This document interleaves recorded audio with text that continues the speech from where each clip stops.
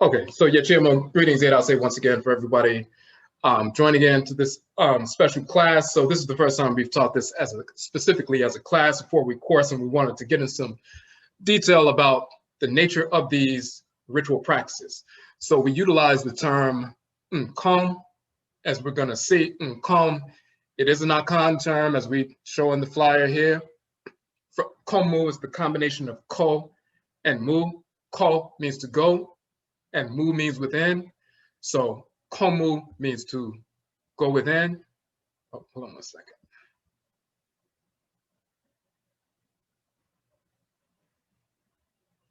So as you see here, komu means to go within. So we're talking about spiritual communication. The related term, akon, means spirit possession in the Akhan language, and we'll see it means the same thing in our ancestral language of Kemet.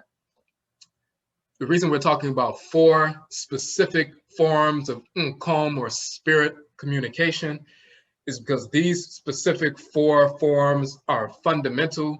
They're connected with the 4 elements, the 4 primordial elements, Asase, which is earth, Msio, which is water, Mframa, which is wind or air, and Oja, which is fire. And as we're going to go through the course, we'll see that the cosmogram that we use, the 4, cardinal points, as well as the sunrise, noon, sunset, midnight, the equinoxes, the spring equinox, the autumn equinox, as well as the summer solstice and winter solstice and so forth. These are part of this sacred cycle that governs all things. This fire, water, earth, and air, they govern. These are the 4 elements that create the world that we operate within, and there are divinities, Abosom, that animate these elements, and they combine to create other divinities and so forth. So we're going to get into all of that. But the 4 basic ritual practices that give us this gateway to the ancestral realm, these are the 4 basic elemental ritual practices that all Afurakani, Afuraitkaitnit people, African Black people utilize, adults as well as youth.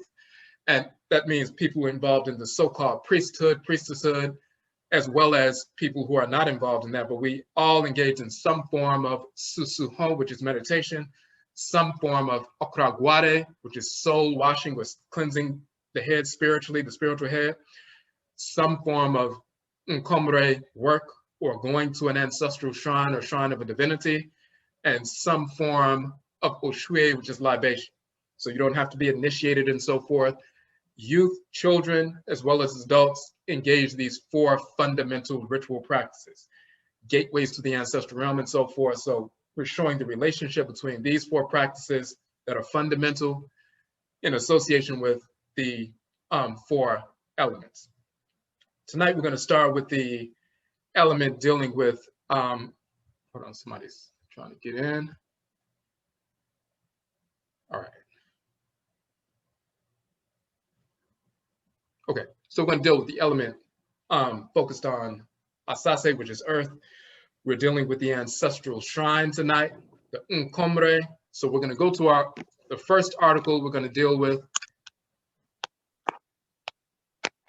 Good job. And remember, when you come in, make sure you turn off your microphone so there's no static. If you look in the chat room, this particular article, you will find the link. And let me make sure you can see this. So you should be seeing Nkomre, Ancestral Shrine Communication, on the screen, looking at a PDF document. If that's not showing up, let me know in the chat room so we can switch it.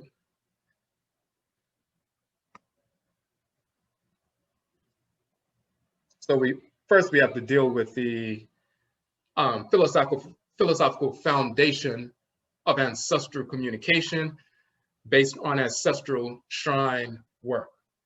Because sometimes people just say, set up a shrine and write a list of your ancestors and ancestresses and so forth.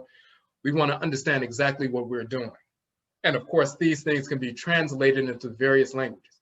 So for example, the same sun, or Oriya, as it's called in Akhan, that was shining on our ancestresses and ancestors tens of thousands of years ago, is the same Oriya or sun that impacts us today. The same Earth Mother that we were standing on tens of thousands of years ago is the same Earth Mother that we're standing on today. The same oceans, the same, atmosphere, the same moon, the same planets, the same stars, the same black substance of space, which is an entity and so forth. The same elements that they were engaging tens of thousands of years ago are the very same elements that we are engaging today.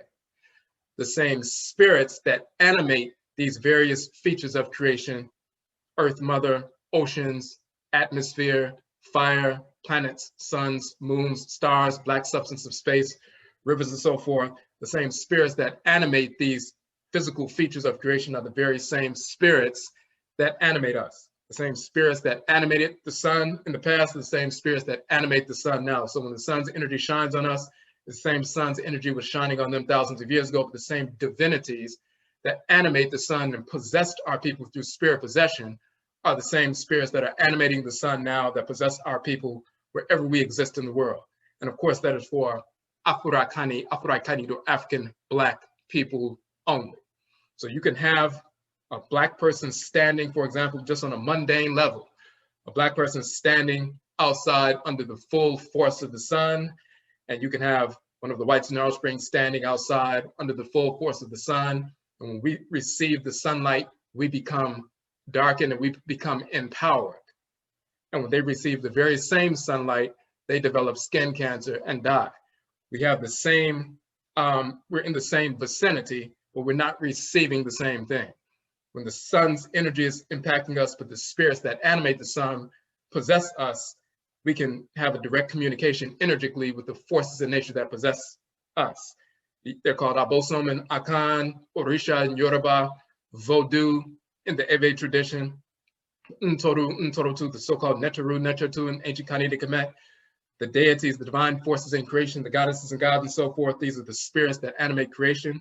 They possess our people, but they do not possess the whites in their offspring. That means Europeans, Asians, Arabs, Hindus, pseudo-Native Americans and so forth.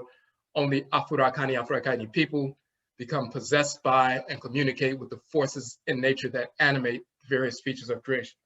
So because we interact with these forces in creation, as well as our ancestresses and ancestors, no matter where we exist on earth, there are different names for them in our different languages.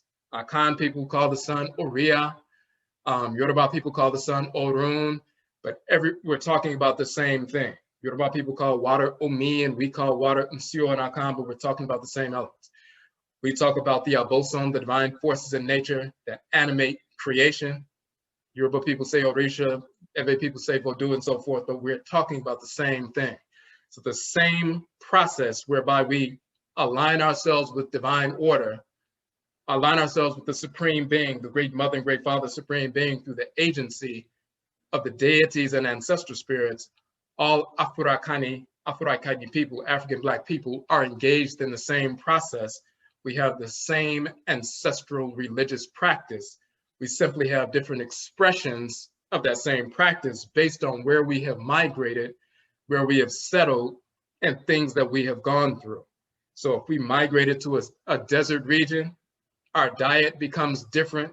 If we migrate to a forest region, equatorial forest region and so forth, our diet becomes different. Then we develop certain tolerances for certain kinds of foods and so forth. If we live near a riverine area or a savanna region, different plant life, slightly mineral life, animal life, the way we engage is different. So our expressions will be different. Our dialect will change slightly. If you're living in a hot area or a cool area or a riverine area or equatorial area and so forth, your dialect will take on the nuances of the regions of the Earth Mother that you live on and so forth, but the same root terms and so forth and the same expressions fundamentally are the same. You just have slight variations based on what we have done, where we have migrated. But we have the same fundamental culture, no matter where we are. Even when we are forced into the Western Hemisphere, it's one thing to talk about the political, body of Western white pseudo-ill culture, but this region of the Earth Mother, this region of her body, when we're drawn to this region of her body, and we engage the plant life, animal life, mineral life, and the energy that manifests in this region of the Earth Mother's body, and we forge a culture that's influenced by that energetic expression that's unique. We're still expressing Afuraitkaitnit culture, just in a new region. Even when we're forced over here, we adapt in that fashion. So fundamentally, ancestral religion is across the board the same for Afuraitkaitnit people all around the world across thousands of years. Now, this is what we talked about in the beginning of this article, Nananom, which is just a general term for Afuraitkaitnit or African ancestral religion. And for those who are unaware, we have written a book, Afuraitkaitnit, the origin of the term Africa. So we show in the middle to the hieroglyphs of Kemet, the term Afurakan being the origin of the term Africa and so forth. So this is why we utilize the male and female terms, Afuraka, Afuraitkaitnit. So we use the term Nananom as a catch-all term for ancestral religion in general. Afuraitkaitnit, or African ancestral religion in general. So fundamentally, what ancestral religion is the ritual incorporation of divine law and the ritual restoration of divine balance. When we're engaged in ancestral religion, that's what we're doing. Through ritual, we incorporate those things, objects, deeds, and entities we need to incorporate in order to harmonize our thoughts, intentions, and actions with divine order. And through ritual, we reject those things, objects, deeds, and entities we need to reject in order to restore balance to our thoughts, intentions, and actions, and thus restore balance, restore our thoughts, intentions, and actions, and our behavior in alignment with divine order. So the ritual incorporation of divine law and the ritual restoration of divine balance, these are the expansive and contractive poles of ancestral religion. And when we engage that process, we're going through life, we need to learn certain things and incorporate certain things. We align ritually with the forces in nature, the supreme being through the forces in nature and the ancestral spirits. We incorporate these things ritually, and then we utilize these things to engage the world harmoniously, execute our function in the world. But when we make legitimate mistakes, we engage the ritual process to learn what we need to learn so that we can restore balance to our thoughts, intentions, and actions, and realign ourselves with divine order. So that's what we're talking about, the ritual incorporation of divine law, the ritual restoration of divine balance. Now, when we talk about ancestral religion, the centerpiece, the ritual centerpiece of ancestral religion for all of our people, wherever we exist in the world, is the ritual of, in our Akhan culture, it's called NKOM, which is ancestral communication. And we say here, opening the lines of communication with the Nananom Nsamanfo, the Akhan term for spiritually cultivated ancestresses and ancestors, is an act of maturity, for it demonstrates that the Afuraitkaitnit individual understands that Nyame wa Nyame and Sheshe, which is the great mother and great father, supreme beings, divine order. We understand that when we align with our ancestresses and ancestors, we're aligning with divine order. There's a central role that they play with us aligning with the divine structure. So we have this ritual centerpiece as ancestral communication, and the Ancestral Shrine is literally the central institution of learning within ancestral religion. You have those within your ancestral blood circle. You have some people, just like living on earth, some of your relatives are nice people, but they're not necessarily spiritually cultivated.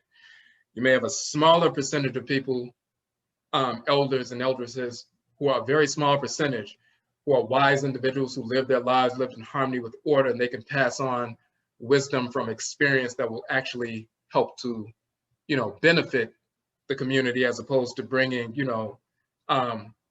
destruction or perpetuating ignorance within the community. Those who lived in harmony with order because they were guided by the Abosom, the divinities that govern them, as well as their spiritually cultivated ancestresses and ancestors, they become honored elders and eldresses. When they transition, they become honored ancestresses and ancestors, the Nananom Nsamanfo, spiritually cultivated ancestresses and ancestors, as opposed to just a regular group of ancestral spirits. And they are endowed with the responsibility and the capacity to assist us in our development. Now, in this section, we're talking about the shrine space is the central, while the Nsamanfo, the Nananom Nsamanfo, the spiritually cultivated ancestresses and ancestors are always connected to us. We always set aside a time in a specific place and interact with them in a specific manner for optimal development. Now, before we get to that point, we want to talk about the structure of creation first. So we're going to go to our book, Abosom.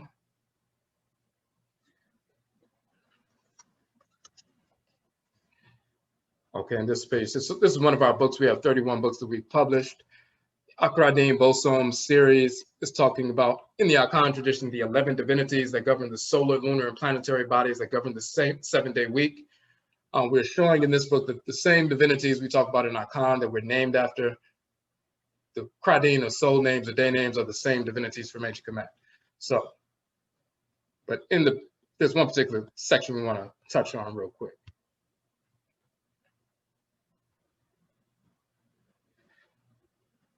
So this is an image from Apet Rasat. This is Amenet, the great mother in creation. This is Amen. So Amen and Amenet, the great father and great mother, supreme being, they are two halves of the divine whole. When we talk about quote unquote God or goddess and so forth, we're talking about Amenet, the great mother, Amen, the great father. They function together. The oldest religious texts, compositions yet unearthed anywhere in the world are the Meru texts, the pyramid texts. And in those earliest texts, you will find Amen and Amenet together, mentioned together, functioning together. There was never a time when there was just Amen or Amen Ra. There was never a time when there was just Amenet. There's always been Amen and Amenet in balance. It's the whites and their offspring who wanted to put forth this false notion that there was just a male divinity and the females didn't exist, or the females were subordinate and the male just existed. And then eventually it just wiped out the feminine altogether, changed the names around, corrupted titles and so forth, and manufactured this idea that there was one male deity, this idiocy of monotheism, which is pure stupidity. And then the fake male deity that they put forward is just a representation of themselves trying to get us to worship them. So, but in reality, there's always been Amen, the great father, Amenet, the great mother, and they are two halves of the divine whole. Amen and Amenet in Akhan are called Nyame and Inyamewa. So Nyame is Amen, and Inyamewa is Amenat or Amenet, and so forth. You'll find that Nyame in Akhan is called Inyambe. Amongst the Lotsi people, you'll see Nzame. Amongst the Fang people in Gabon and Cameroon, you'll see Nzambe. Amongst the Bakongo people, you'll have Njambe and Zambe. And all across East, Central, West, South, North Afuraitkaitnit, you have variations of the name of the divinity, because we are worshiping the same divinity by, different names and so forth.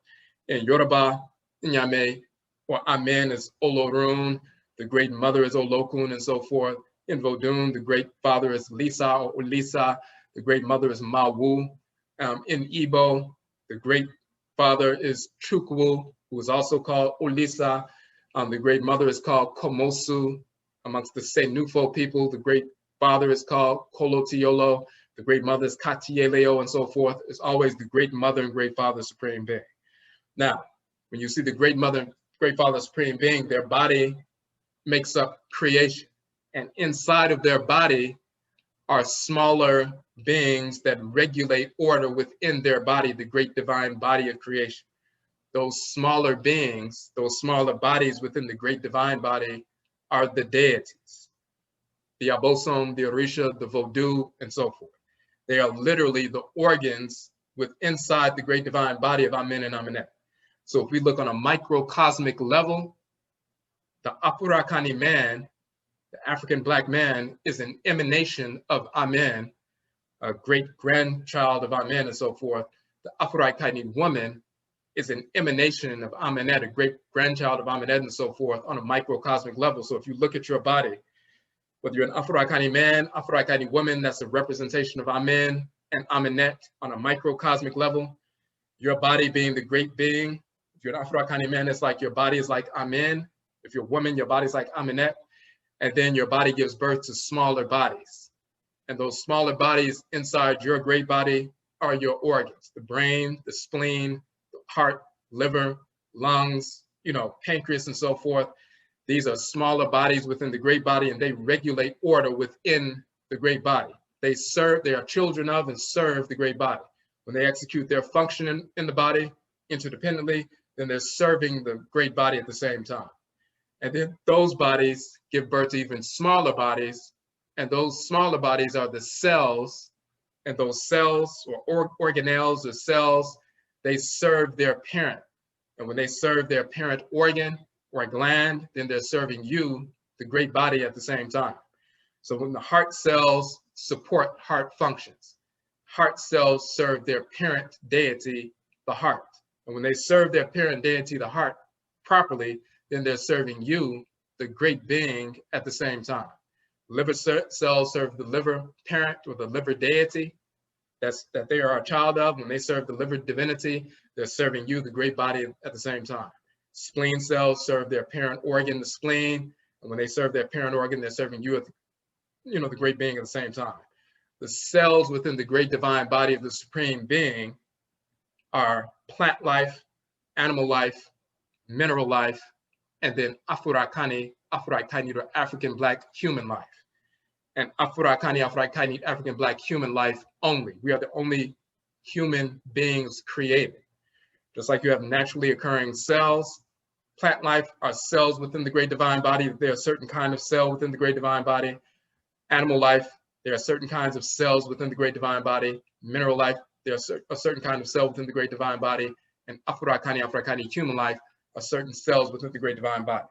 And we ourselves, when we serve our parent organ, the deity that governs us, and we're children of, Ogun, or children of Benna, children of Abena, and so forth, or Iyami Abeni, and so forth. We're a child of a specific Abosom, specific Orisha, specific Vodou, a specific organ. When we as the cells serve our parent organ or parent divinity, then we're serving the great being at the same time. So we're living in harmony with the divinely ordered structure, a hierarchy. The great being, the organs, and the cells. Amen, Amenet, the divinities, the Abosom, the Orisha, and so forth, and us, plant life, animal life, mineral life, and Afurakani, Afuraitkaitnit, human life. So this is the divine structure. And that is true across the board with regard to Afurakani, Afuraitkaitnit people, wherever we exist in the world. So this is what we're talking about in this particular section, but we have a little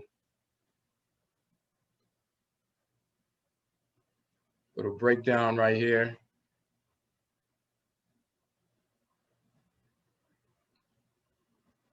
So we'll show Inyamewa and Inyamewa, Amenet, Amen, the great divine body. On a microcosmic level, that's like the human body.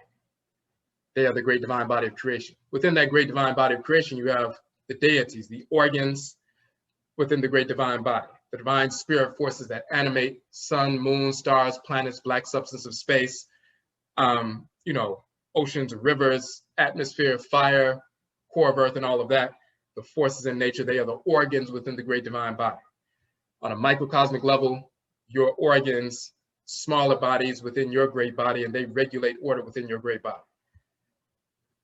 On the lowest level, you have Unipa or Nnipa, Afurakani, Afuraitkaitnit, human beings. We are cells of the organs. And so we show cells. In between that, we also have the fluid system.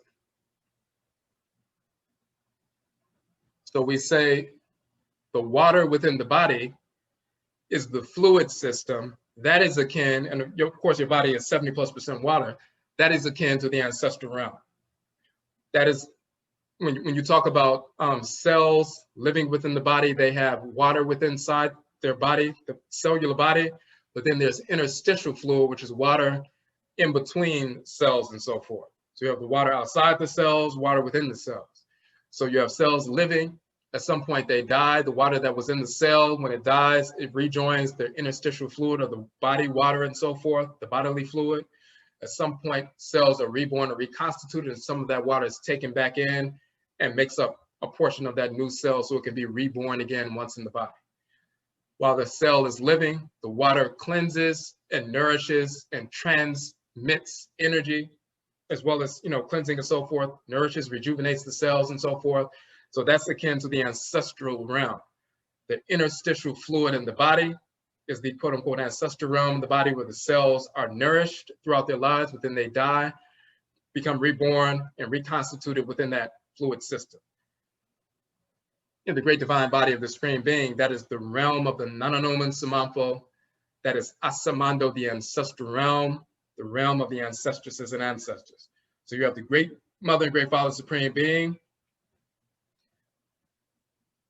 You have the great mother and great father Supreme Being. You have the deities. You have the ancestral spirits, and you have us. You have the body. You have the organs. You have the bodily fluid, and then you have the cells. There's a hierarchical relationship, and we're all part of a specific divinely ordered, structured system. The cells are nourished and cleansed by the water, by the ancestresses and ancestors, the bodily fluids. The cells are empowered by the organs, the blood that carries the nutrients and the life force energy. When you breathe in air and so forth, and you breathe in oxygen, that life force energy, that fire, it gets into the bloodstream, sent to all cells in the body. That fire is carried into the organs and so forth, and that energy is distributed by the organ to every cell in the organ. So the organ or the divinity distributes not only blood, but energy, oxygen, and life force energy to all of the cells. The organ or the divinity empowers, gives power to the cells. The fluid gives nourishment and guidance and rejuvenation to the cells. The deities empower us to execute our function in creation. They are divine forces in creation. Our ancestresses and ancestors give us the guidance on how to utilize that power based on our clan affiliation to execute our function in the world. We're all cells within the great divine body, but we have different forms. We have different ancestry. For example, fish need water, of course. Fish also need oxygen. We need water, but we also need oxygen. If we just say, well, we're all part of the world and earth, and we're all beings after all, so we don't have to fit ourselves into a box of being fish or human, we're just beings. You know, that kind of nonsense that crackers say. We're just, you know, we're just all part of the world, and we don't need to label ourselves. We want to get away from labels. They don't want to be, they think labels are restrictive because they're not part of divine order. For us, labels are evidence of a divinely ordered structure. There's plant life, animal life, mineral life, Afurakani, Afuraitkaitnit, human life, and various expressions of that. That's why crackers want to pretend like there's no such thing as gender, and they're faggots, lesbians, all that idiocy, perversity, because they want to operate outside of order because they are spirits of disorder fundamentally. But if we adhere to the structure that we're born into, we take in water based on the form that we were given by the Supreme Being. Fish take in water and oxygen based on the form that they were given, and they live in harmony with their naturally, you know, dispensed form. If they tried to operate outside of that natural structure, then they would, and try to live like a human being and leap out the water and just operate as a being on earth, they would die. If we try to take in water the same way fish do, because we don't have gills, we're gonna suffocate underwater and die. We live in harmony with the structure within which we were created. So we have a specific function. So that is part of that. So we're gonna flip back to the first page. So that understanding of the hierarchy of the creation is key. When we understand that we are children of specific organs, we carry specific energetic complexes. Some people are naturally inclined towards certain behaviors and so forth, because we're children of a specific organ. If you're a child of the immune system within the great divine body, you're naturally inclined towards defense functions, military functions, policing functions, security functions, and these kinds of things, because you're an immune system cell within the great divine body. You're a child in the Akhan culture of Benna, Abenan, Yoruba, that's Ogun, and Iyami Abini, and so forth. You're a child of Heru Bedeti or Sekhmet, because you're naturally inclined and formed and fashioned to carry that fire energy into the world. If you're a child of Nebet Het, or Aku, as she's called in Akhan, governing the renal system, the fluid balancing system in the body, you're naturally inclined towards a healing or regenerative function in creation, as a healer, healeress, priest, priestess, and so forth, because you were born into the world as part of that specific organ structure. So you're naturally inclined towards those kinds of behaviors. So we have to understand the structure of creation. And when we fall out of harmony with order, when we engage the ritual process, we realign ourselves spiritually as well as physically with the divinities that govern us and the ancestral clans that we are born through. We have specific modes of operating. Some people are children of clans that carry a certain fiery energy. Some people are children of clans that carry a certain watery energy. Some people are children of clans that carry a certain earth kind of energy and so forth. So the manner in which we incorporate food and diet and ritual drumming, ritual dance and so forth is we're naturally inclined towards a certain expression. This is why we can get power from the divinities. We can take in power from the sun and moon and oceans and rivers and so forth, but the manner in which we process it is based not only on our physical form, but also our spiritual anatomy, which includes our descent from specific ancestral blood circles. That's why it's key to communicate with those who are directly connected to us by blood. Even on a mundane level, there's a difference with regard to ancestry. So some group of people, because of where they lived and they moved into a forest region and so forth, they took in certain kinds of food. There may be certain plant life or mineral life that if they eat those foods, they have an allergic reaction, where somebody else can eat those foods and they're fine. It's no problem. Even within your own family, you can have same mother, same father, 3 children, 2 of the children, you give them, protein through seeds and nuts and so forth, everything's fine. The 3rd child, you give them some seeds or some nuts and they have a breakout because they can't handle that. You have to adhere to the fact that there's something different about their physiology and get them protein in a different way based on what's going on with them. They still need protein, but they have to, the intake has to be from a different source. The same thing is different with these ancestral clans that we come from. All of us receive the power of the divinities. We're aligned with the forces of nature.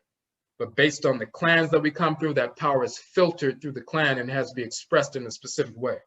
So the deities, the organs within the great divine body of the Supreme Being, and we are cells of those organs, they give us the power. They distribute the quote unquote spiritual blood and spiritual oxygen or life force energy to all of the cells. Energy of the sun, moon, oceans, rivers, earth, fire, air, thunder, lightning, black substance of space, electromagnetic field around the earth and so forth, the magnetosphere. We receive all of that energy directly from the forces of nature, but then the manner in which we filter that and process it and utilize it, we're guided on the best means by which to utilize that to its optimal effect based on the unique structure of our spiritual anatomy, of our ancestral clan. So we communicate with our ancestresses and ancestors, not just to know about what happened in the past, about our family members and things like that, but how are we to approach diet in this clan? How do we approach, ritual practice in this clan? How do we approach ritual healing in this clan? What's the best way for us to do that in this clan? How do we engage the nation building process in this clan? How do we govern ourselves? What kind of governmental structure are we going to have amongst ourselves so we can have a harmonious society based on this clan? So this is why we do that. Now, and of course, if there are any questions, you can post them in the chat room and so forth.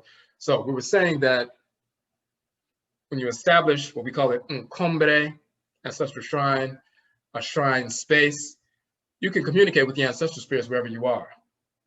But it would make sense to do so in an optimal fashion. So if you invited your grandparents over to your house and they sat in the front room and you went all the way in the back of the house and you all were just yelling back, a conversation back and forth, it is possible you could do that. And it's possible that you can hear what they were saying and they can hear what you're saying. But it would make more sense for you to stop doing what you're doing in the other room, come into the same room that you invited them into, and then sit down and have a full conversation. You can see what they're doing. You can see their mannerisms. You can see their body language. You can feel their energy. So there's a direct physical communication as well as spiritual communication that is more optimal. We can communicate with the ancestral spirits wherever we are. If you're driving in the car, wherever we are, because these spirits are connected to us, by blood and spiritually, our spirit bodies, wherever we exist. But when you want to have the most optimal communication, you want to intensify the energy and therefore clarify the communication at a shrine space. So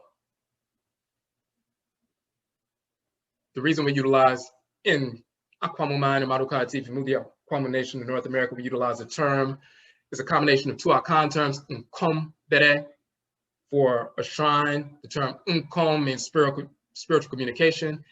And Bede, the term Bede, has three meanings in Akhan. It means time, it also means space or place, it also means manner.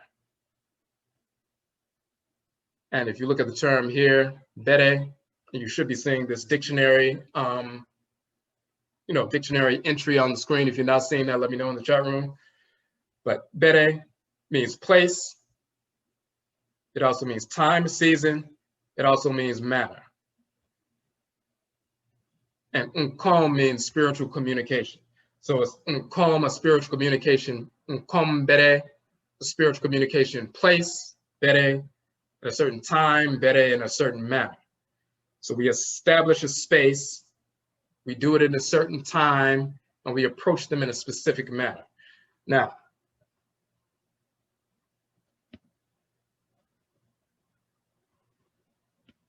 and we give the example, for example, if you know there's a best time, space, and manner to rejuvenate your physical person through the sleeping process, as well as diet and so forth. You could be running a marathon and eat food, but it would be more important to stop what you're doing, take in food in a specific space, at a specific time, and in a specific manner. If you're running a sprint, yes, you can eat food and consume it, but if you stopped and did it in a certain manner, Bede, when you're still, you can digest it properly. If you did it in a certain space, not while you're running, but in a space where you're relaxed and so forth, it makes more sense. If you did it in a certain time, instead of midnight, when your body is going through other changes, you consume food when the sun is still out, before sunset and so forth, and your body is processing food and breaking down food and so forth, and it's easier to assimilate, that's the best way to do that. Hold on a second, let me make sure there's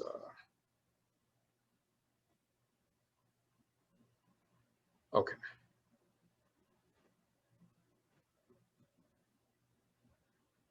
Okay, so just so we understand that physically, the same thing is true spiritually. There's certain times, certain spaces, and in a certain manner that we engage the NKOM process, the ritual communication process. Now,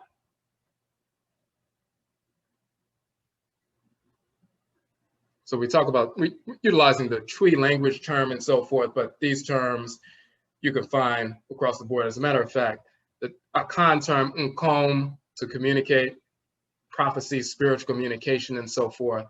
Let's just switch real quick just to show that. We have an article called AKOM and NKOM, Spirit Possession and Spirit Communication, Key to Understanding Cosmology.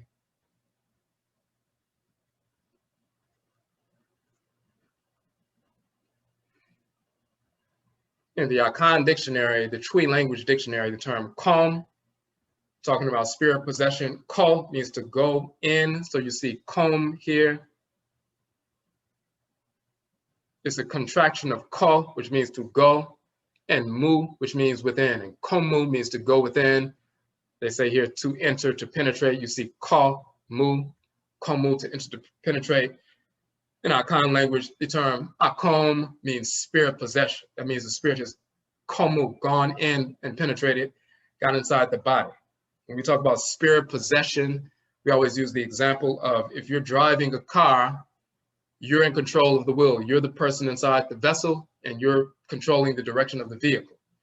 If you stop and then someone comes and gets in the car and they get behind the wheel and you get in the back seat and they begin to drive, now there are two people in the vehicle, but somebody else is controlling the direction of the vehicle and you're sitting in the back seat. You're watching what's happening, you're in the same vessel, but they're in control.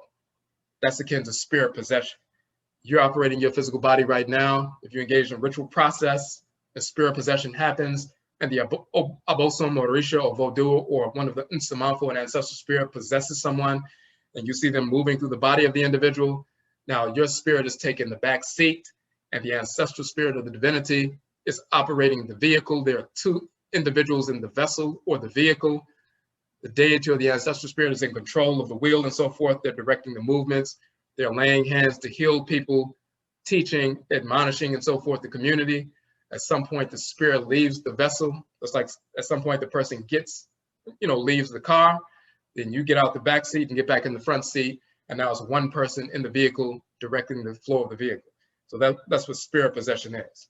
So we say AKOM, meaning spirit possession. And you see KOM, to dance wildly in a state of frenzy or ecstasy, ascribed by the natives to the agency of a fetish. So to be possessed with a fetish. So this dictionary was written in the 1800s when they went to, hold on a second.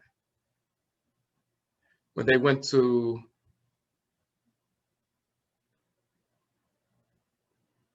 hold on one second, give me 1 second. I just want to make sure you can see that. When they went to, Ghana, and they were sitting there asking the names of everything and compiling a dictionary. So they use the terms like dance wildly in a state of frenzy or ecstasy. They use the term fetish for deity. They didn't want to say God or goddess. They wanted to say something like fetish to reduce it. But this is what they were saying. And the reason we utilize that entry from this dictionary written in the 1800s, komu, spirit possession. But then you also have, that's dealing with possession, quote unquote, to prophesy, soothsay, foretell, and so forth, but it's dealing with possession. It also means to bend, bow, incline, turn aside. That happens when the spirit comes down, the person bends and so forth, their body changes and so forth, and the spirit possesses. The reason we show that KOM, meaning to bend or bow, and KOM also dealing with possession, is because in the language of ancient Kemet, in the hieroglyphic dictionary, as you can see, KOM, to bend, to bow, to have influence over someone and so forth. This is not Kema, there's no E here, it's actually Koma. We have the proper vocalization in Akhan, to grasp, to seize, to lay hold upon, to hold, to possess. So the term from ancient Canadian Kemet, Kom or Koma, means to possess, as well as to bend or to bow. In Akhan culture, Kom or Komu means to possess, also to bend or to bow. So we're talking about the same language. And of course, you have NKOM, oracle communication, revelation, message delivered by God or a fetish. That's what they're talking about. KOM, meaning to embrace. KOM, neck or throat, because the throat embraces or possesses the food and so forth. And then you also have AKOM, meaning hunger, that has to do with possession. When you consume food and it goes inside and goes down into the body, that's akin to the spirit spiritually coming inside and going down and possessing the body.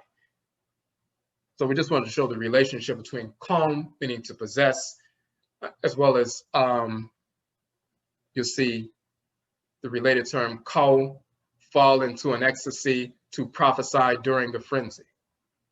Notice that Ko, to fall into an ecstasy, to prophesy during a frenzy, as is defined by this Egyptologist in the 1900s, writing a dictionary over 100 years ago. Then you look in the Akhan language and the term KOM, to dance wildly in a state of frenzy or ecstasy, ascribed by the natives to the agency of a fetish. So we're looking at the same terms crossing thousands of years and thousands of miles, but we're utilizing the same terms in Akhan that we were utilizing thousands of years ago, because it's the same language. Now, so we have that philosophical foundation of why we, engage the Ancestral Shrine. When we talk about shrines in general, you can have an ancestral shrine, Nsamanfo, or a deity shrine, Abosom, and everybody has a different term for that in their languages. Yoruba, Akhan, Basa, Fula, Fang, Masai, everybody has a different term for it, but they have shrines for deities, shrines for ancestral spirits. The deities empower us to execute our function. The ancestral spirits purify, cleanse, rejuvenate us, and give us the guidance on how to utilize that power based on the clan that we come from. The deities are the organs within the great divine body.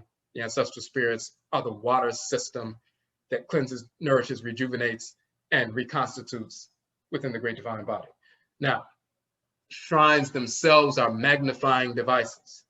So as we said, we can communicate with the ancestral spirits wherever we go, but we can intensify their communication and their energy in a certain time, space, or manner.